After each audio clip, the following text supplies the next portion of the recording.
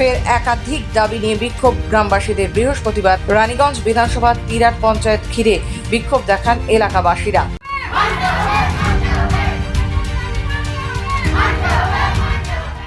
গ্রামবাসীদের প্রসঙ্গে এই বিক্ষোভ সামিল হন খোদ তৃণমূলেরই পঞ্চায়েত সদস্য, সভাপতি ও জেলা সভাপতি। জানা যায় তৃণমূলের দখলে রয়েছে এই তিরাট পঞ্চায়েত, তাই গ্রামবাসীদের এই বিক্ষোভে তৃণমূলেরই একাংশ সামিল হওয়ায় প্রকাশ্যে উঠে এলো তৃণমূলের গোষ্ঠীদ্বন্দ্ব। এদিন একাধিক দাবি নিয়ে পঞ্চায়েত ঘেরাও করেন এলাকার বাসিন্দারা। তাদের অভিযোগ, শ্মশানের সৎকার করার পর সার্টিফিকেট না পাওয়ায় এবং সেই সার্টিফিকেটের জন্য বারবার দ্বারস্থ হতে হয় এই পঞ্চায়েত অফিসে, তবুও কোনো কাজ হয় না বলেই জানান তারা। কালকে আমরা 12টার সময় এসেছিলাম পঞ্চায়েতে। আমার ভাই একটা হলো, ওর রিলেটিভ আছে, ও মারা গেছে, লাইনে মারা গেছে। তো পুলিশ সব সময় এসেছিলো কি আমাদের একটা সার্টিফিকেট চাই, ওটা সার্টিফিকেটটা দাও। আমরা তো বেশি জানি না এগুলো কী বিষয়টা কী আছে। তাহলে আমি পঞ্চায়েতে আসলাম, বললাম কি স্যার আমাদেরকে পুলিশ বলেছে কি আমার সার্টিফিকেটটা চাই। তাহলে 12টার সময় আসলাম, পঞ্চায়েত বন্ধ ছিল, গেট বন্ধ ছিল।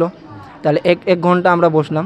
তাহলে না হলে আমাদের ওই বিডিওকে ফোন করেছি কি স্যার পঞ্চায়েত এখনও খুলে নেই, আর পুলিশ আমাকে বলছে যে এই ব্যাপার আছে কি আমার সার্টিফিকেটটা জন্য আমাকে পুলিশ বারবার আমাদেরকে বলেছে।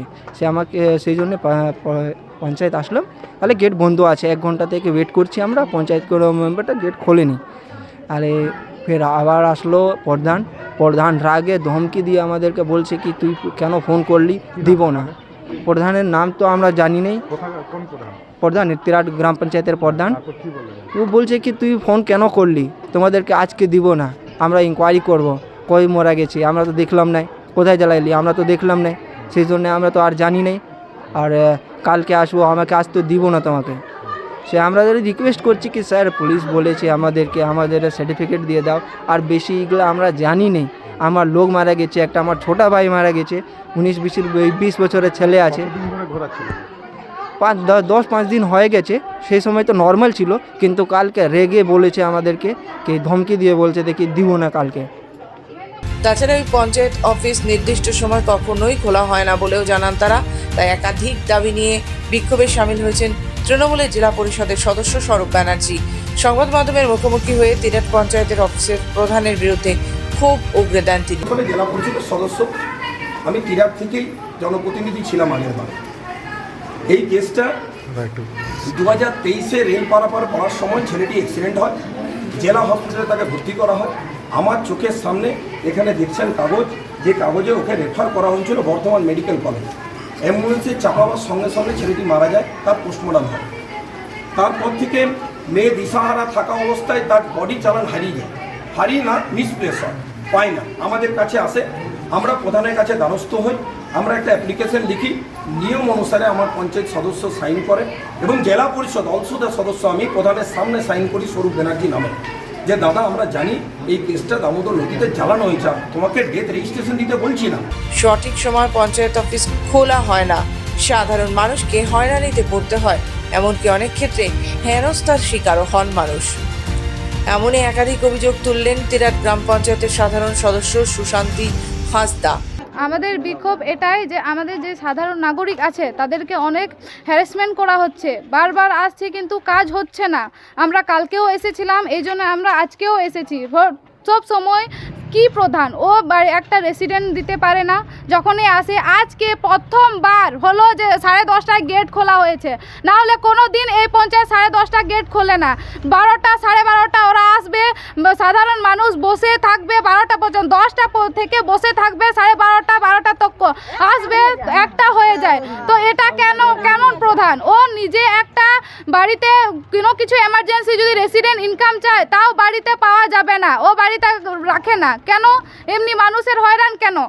আমরা ওটার জন্য বিক্ষোভ আমাদের। যদিও এই গোটা অভিযোগ সম্পূর্ণ অস্বীকার করেছে তিরাট পঞ্চায়েতের প্রধান শিবদাস চ্যাটার্জি। তিনি জানান সব কাজে নিয়ম মাফিক করা হয়, কেউ কোনো সুবিধা থেকে বঞ্চিত হয় না। পেন পেপারসে আপনারা দেখতে পাবেন টোটালি কাজ আমাদের নিয়ম মাফিকই চলে।